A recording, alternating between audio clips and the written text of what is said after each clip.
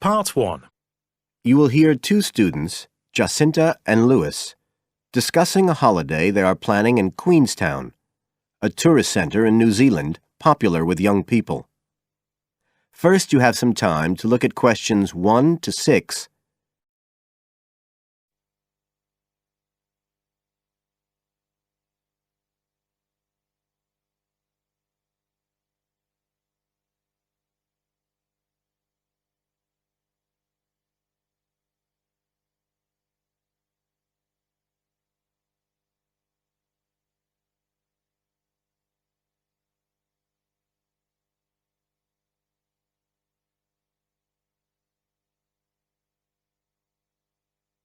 Listen carefully and answer questions 1 to 6.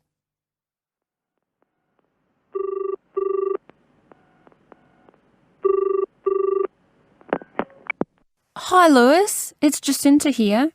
Oh, hi, Jacinta. I was just going to call you.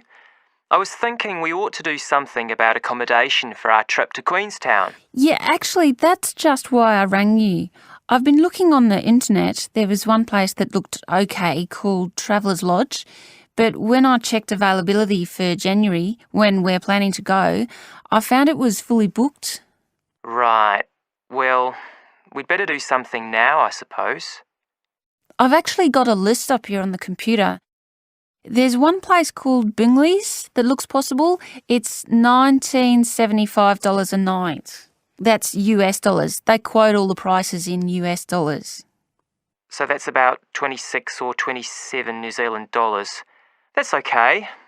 That'll be in a dormitory, is it? Yeah, they say 8-bed dorms, and the hostel's right in the town centre, and they've got a cafe.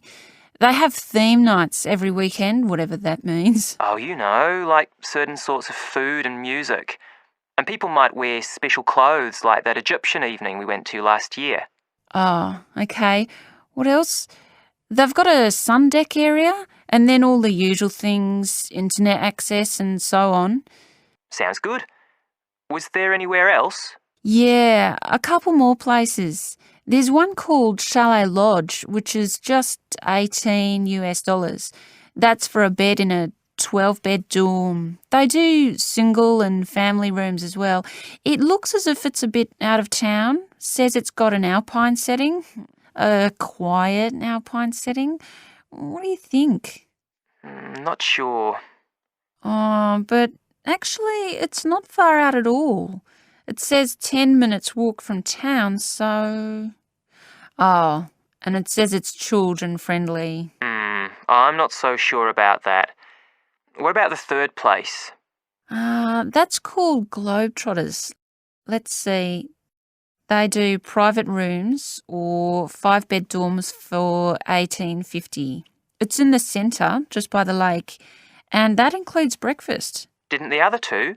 I don't think so. They didn't mention it, so probably not.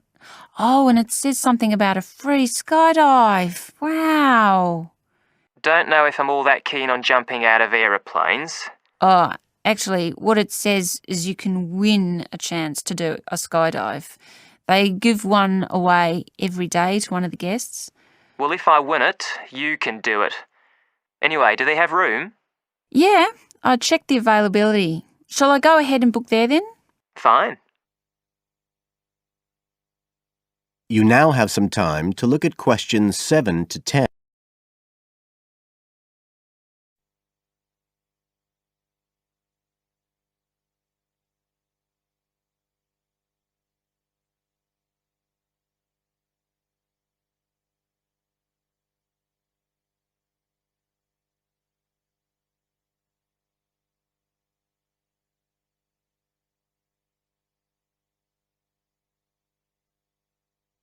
Now listen and answer questions 7 to 10.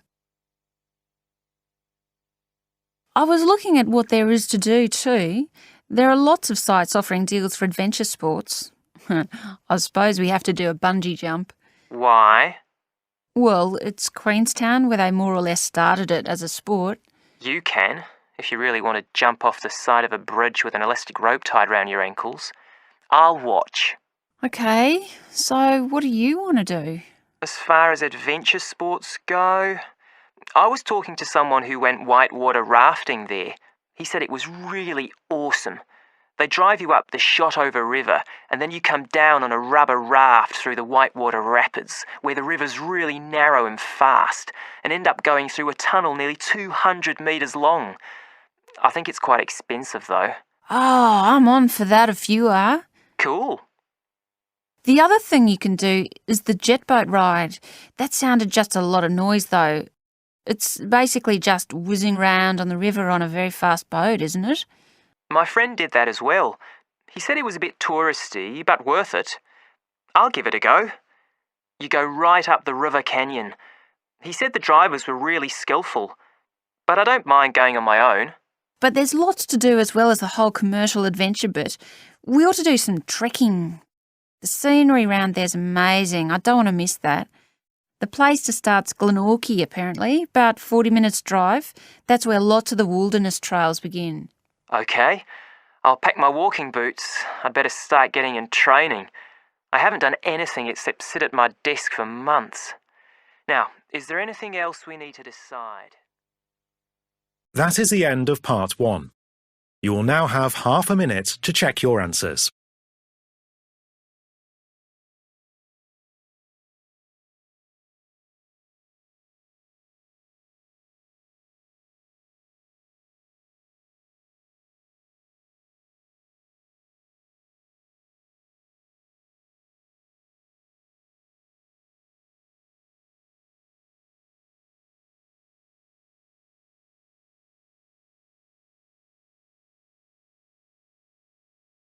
Part 2.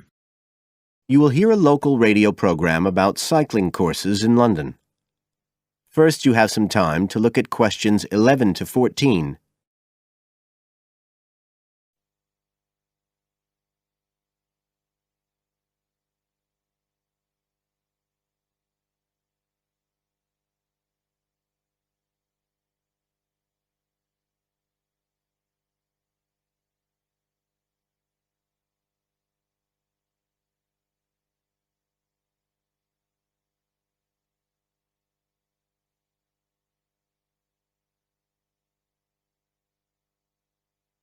Now listen carefully and answer questions 11 to 14.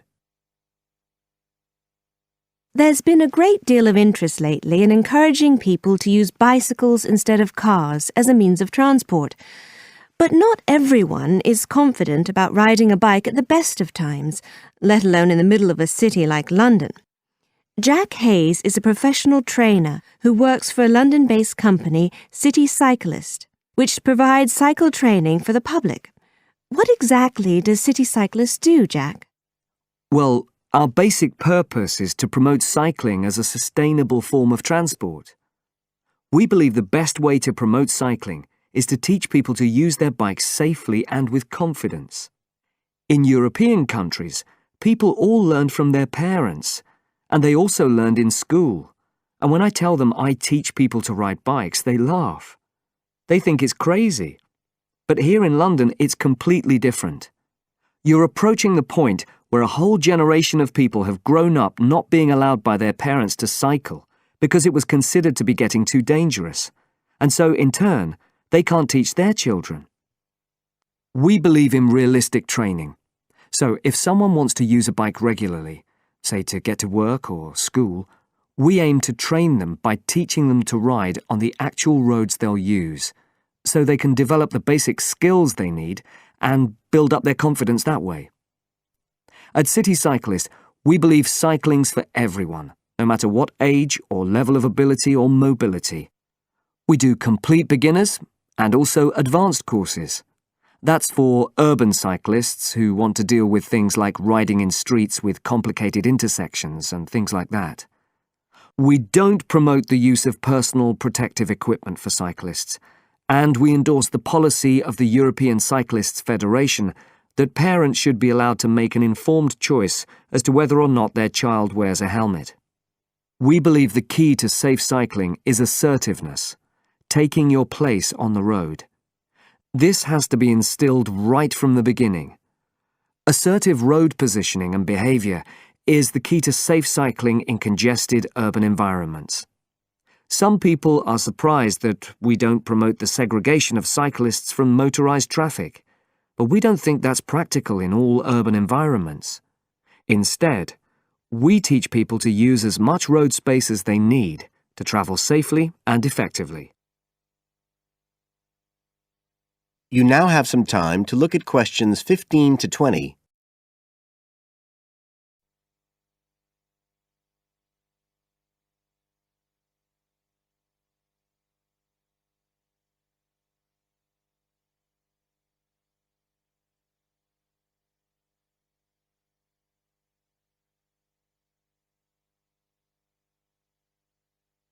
Now listen and answer questions 15 to 20. Now, as well as courses for individuals, City Cyclist provides a number of services for organisations. For example, we can deliver fun, safe cycle training activities at schools, arranging courses so that the disruption of curriculum time is kept to a minimum. As well as this, in order to promote safe cycling, we have provided training courses for employees and staff of local councils. And we are also increasingly looking at developing training courses in companies in order to help employers work towards green transport plans by helping to increase the number of staff cycling to work. Right, so that's a brief summary of what we do. If any listeners would like to find out more about the organisation, you can have a look at our website. That's City Cyclist. CITI cyclist.co.uk. And in order to book lessons, you can either phone us on 020 7562 4028 or do it online. There's an application form on our website, and you can just download that and send it in. We charge £27.50 per hour for one-to-one lessons, plus £6 for each extra person. So you're looking at just £39.50 for a family of 3, say. If you've never been on a bike in your life before, we reckon we can get you riding in 1 hour, and for most people a course of road training usually takes 3 hours. But whether you're a parent or a child, an individual or an institution, we'll be happy to discuss your special needs and make a programme just for you. That is the end of part 2. You now have half a minute to check your answers.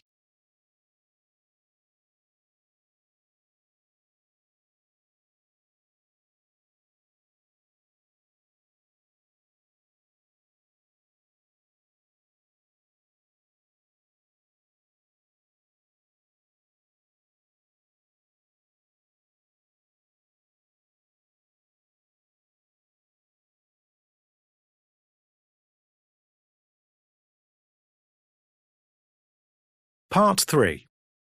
You will hear 2 students, Sharon and Zhao Li, talking to their tutor about a presentation they gave the previous week.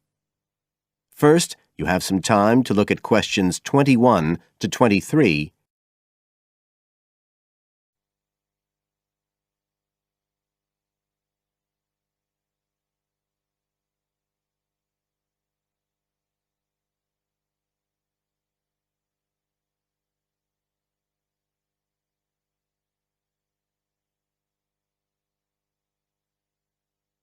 Now listen carefully and answer questions 21 to 23. So, Sharon and Zhao Li, in your presentation last week, you were talking about the digital divide, the gap between those who can effectively use communication tools, such as the internet, and those who can't. And you compared the situation here in Northern Ireland with southeast China. Right, so I asked you to do some self-evaluation, watching the video of your presentation and thinking about the 3 main criteria you're assessed by: content, structure and technique. What do you think was the strongest feature of the presentation when you watched it? Sharon? Well, I was surprised actually because I felt quite nervous. But when I watched the video, it didn't show as much as I expected. So which of the criteria would that come under? Confidence? That's not actually one of the criteria as such. Zhao Li? Technique? It's body language and eye contact, isn't it? Well, I didn't think I looked all that confident, but I think that our technique was generally good, like the way we designed and used the PowerPoint slides. So, you both feel happiest about that side of the presentation? OK, now on the negative side, what would you change if you could do it again? Well, at first I'd thought that the introduction was going to be the problem, but actually I think that was okay. We defined our terms and identified key issues. It was more towards the end.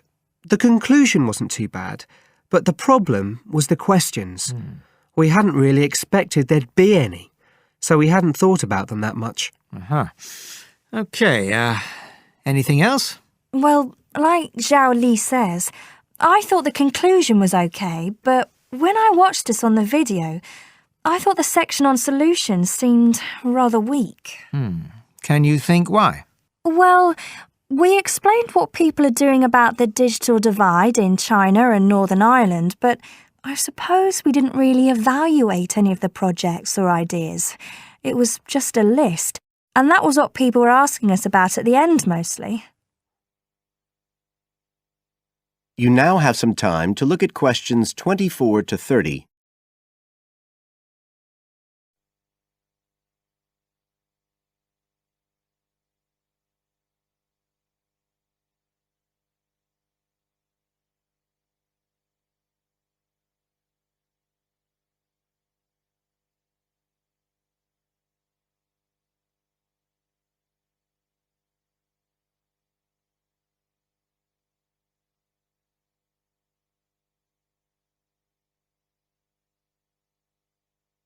Now listen and answer questions 24 to 30. OK. Now, I also asked you to get some peer evaluation from the other students. Yes, well, people said it was interesting, like the fact that in China, the internet was used more for shopping than in Northern Ireland. They said sometimes it was a bit hard to understand because we were talking quite fast, but we didn't think so when we watched the video. No, it's a bit different, though, because you know all this information already. If you're hearing it for the first time, you need more time to process it. That's why signposting the structure and organisation of the talk is important. That seemed okay. No one mentioned that as a problem. Some people said that we could have had more on the slides, like some of the other groups had nearly everything they said written up on the visuals as well. But other people said the slides were good. They had just the key points. Yes. And most people said we had quite good eye contact and body language. They all pointed out we'd overrun. They all said we were 5 minutes over. But we timed it afterwards on the video, and it was only 3 minutes. We were a bit unsure about the background reading at first, but I think we did as much as we could in the time. Anyway, no one commented on that under content. But one thing that did come out was that they liked the fact we'd done research on both Northern Ireland and China. Most other people had just based their research on one country. We managed to get quite a lot of data from the internet, although we had to do our own analysis, and we did our own surveys as well in both countries. So the class gave us best feedback for content, but it was all okay. Right. Well, that's quite similar to the feedback I'm giving you. I was very impressed by the amount of work you'd done and by your research methodology. So, actually, I'm giving you full marks for content. 5. The structure of the presentation was good, but not quite as good as the content. So, I gave that 4. And the same for technique. So, well done. Thank you. Now, the next stage is to write up your report. So, just a few pointers for you here. First of all, in your presentation, I think your ending was rather abrupt. You suddenly just stopped talking. It wasn't a big problem, but think about your closing sentences in your report. You want to round it off well. One thing I forgot to mention earlier was that I felt a very strong point was that after you'd given your results, you explained their limitations. The fact that we didn't have a very reliable sample in terms of age in China. Yes, that section. So don't forget to include that. And you had some excellent charts and diagrams, but maybe you could flesh out the literature review a bit. I can give you some ideas for that later on if you want. OK, is there anything else you want to ask? No, thank you. Thanks.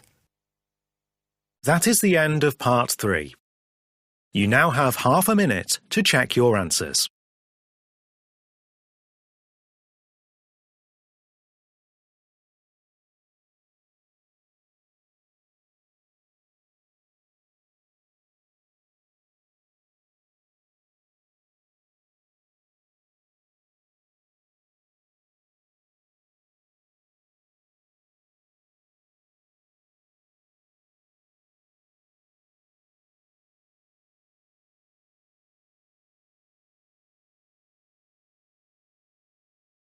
Part 4. You will hear a student giving a presentation about some ways of dealing with the problems of urbanization and city growth. First, you have some time to look at questions 31 to 40.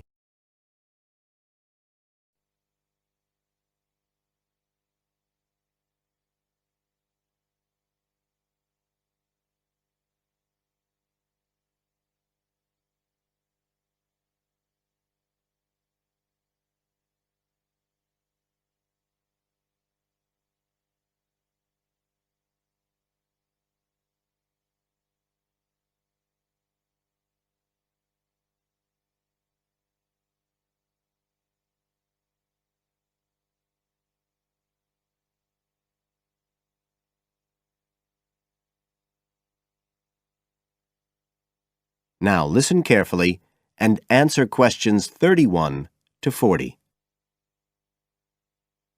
Well, Adam's just been talking about some of the problems that have resulted from the rapid growth of cities in the last 100 years. Things like housing, sanitation, crime and so on. For my presentation, I'd like to look at some examples of what cities are doing to try to solve some of these problems. As part of its Healthy City program, the World Health Organization, the WHO, has come up with a set of criteria for a healthy city. The WHO says that, amongst other things, a healthy city must provide a clean environment which is also safe. It mustn't be dirty or dangerous for its inhabitants. As well as that, the WHO says a healthy city has got to be able to satisfy its inhabitants' basic needs. That's all its inhabitants, not just the rich ones or the ones with jobs, everyone who lives there. A third criterion, is that it's got to have health services which can be used by all the inhabitants and which they can access easily. The final point's to do with local government. The WHO says this is something that the whole community should be involved in, not just a few powerful politicians or businessmen. So, a healthy city is not just a matter of avoiding illness, that sort of healthiness. It's the way that the whole city works together for the benefit of its population.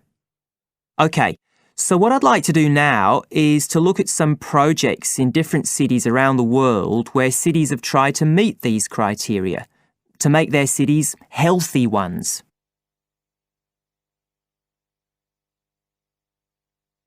Right.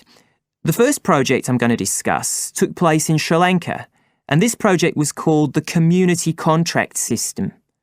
Its aim was to improve the places where the poorest section of the population lived, the squatter settlements. Basically, the problem was lack of infrastructure, things like drains, paths, wells for water and so on. So, a program was set in place to construct this infrastructure. But what was different about it was that the residents did this, the people who actually lived there, not people from outside. And this meant that not only did the people end up with improved housing and infrastructure, but also, because they had contracts with the community, it improved their chances from an economic point of view. So that's the way the lives of people in one urban environment were improved. The next project I'd like to discuss took place in the capital city of Mali in West Africa. This project involved setting up a cooperative to try to solve the problems of sanitation in the old central quarters of the city. One of the main problems was a lack of a system for garbage collection, which meant that there were a lot of insects, and this was causing disease. And again, it's interesting to look at who was involved in dealing with this problem. In this case, the cooperative involved students who had graduated from secondary school in getting a system going. As well as that, the cooperative set up a campaign to educate the public about the importance of good sanitation through showing films and setting up discussion groups among the local people, especially women and adolescents. And the outcome was an increased environmental awareness, which led to changes in household behaviour, as well as improved living conditions. OK, the third project was in Egypt, just outside the capital, Cairo, which is a city that's grown very rapidly in the last few decades. This project was based in a women's centre in a poor area called Makatim. The aim of the project was to support girls, young women from the area from poor families. So these were women who had no education. They'd never been to school, so they were totally illiterate, and they had no chance of getting jobs. At the women's centre, they were shown how to sew and how to weave, and once they'd learned these skills, they were given the equipment, a sewing machine or a loom, so that they could make things to sell and have a chance of earning their own living. And this project has meant that these young women have greater status in the community, but as well as that, they can enjoy a better quality of life. So I don't think the problem is that cities are bad. This world and its cities have the resources to provide for the population that lives there. What it takes is a stronger will and a better distribution of resources. That is the end of part 4. You now have half a minute to check your answers.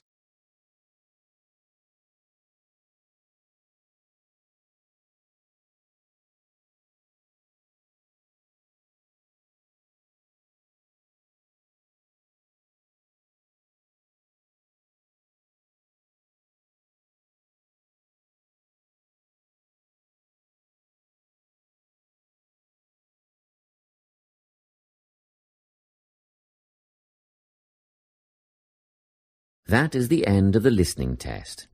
You now have 10 minutes to transfer your answers to the listening answer sheet.